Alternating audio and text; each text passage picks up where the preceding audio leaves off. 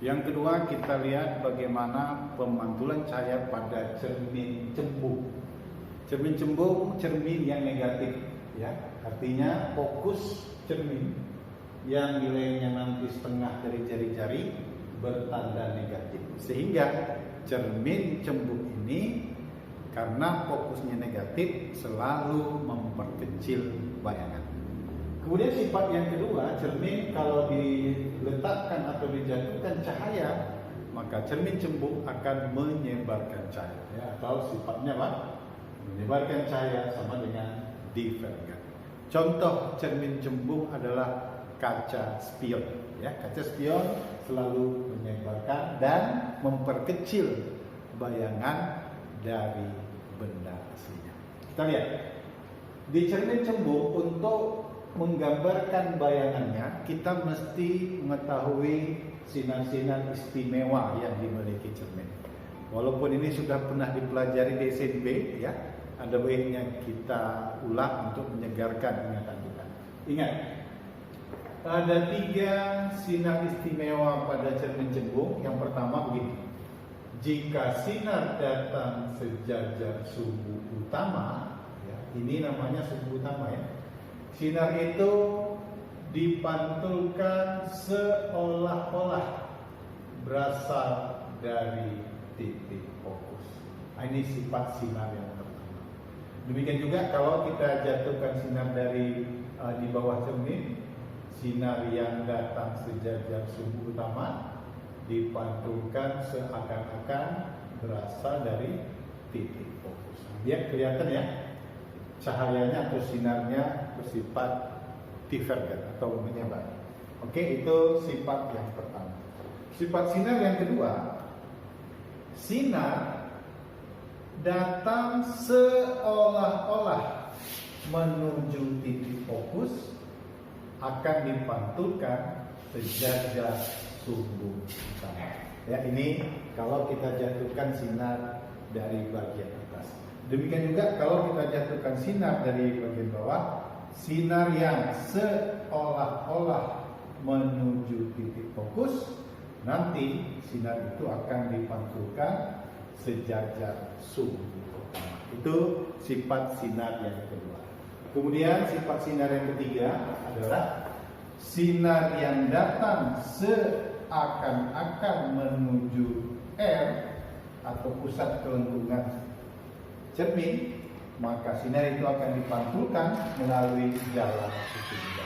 Demikian juga kalau kita jatuhkan dari sisi bawah cermin, sinar yang datang seakan-akan menuju jari-jari kelengkungannya atau menuju R, ya. Mohon maaf, ini mestinya pakai penggaris, ya, biar rapi. Gitu, ya. Maka sinar ini nanti akan dipantulkan dari jalan itu juga. Nah, inilah 3 sinar-sinar istimewa yang dimiliki cermin cembung. Saya ulang, ya. Sinar datang sejajar sumbu utama dipantulkan seakan-akan berasal dari fokus. Sinar yang datang seakan-akan menuju fokus dipantulkan sejajar sumbu utama.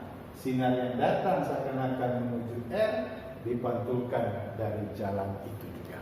Nah, untuk menggambarkan bayangannya gunakan 2 sifat sinar saja.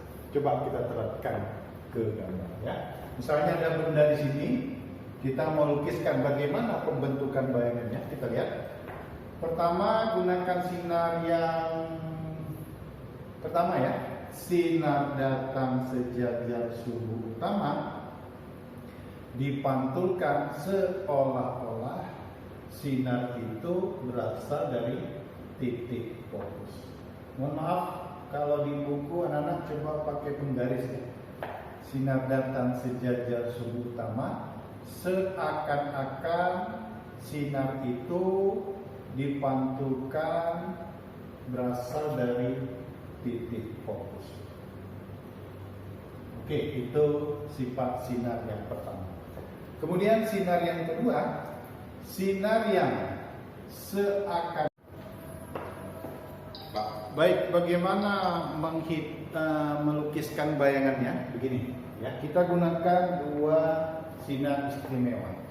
Yang pertama, sinar datang sejajar sumbu utama, dipantulkan seakan-akan sinar tersebut berasal dari titik fokus.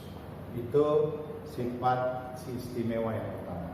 Sedangkan yang kedua, sinar yang datang seakan-akan menuju jari-jari cermin akan dipantulkan melalui jarak tujuh. Nah, sehingga kalau kita perhatikan gambar, ada perpotongan ya antara sinar pantul pertama dan kedua.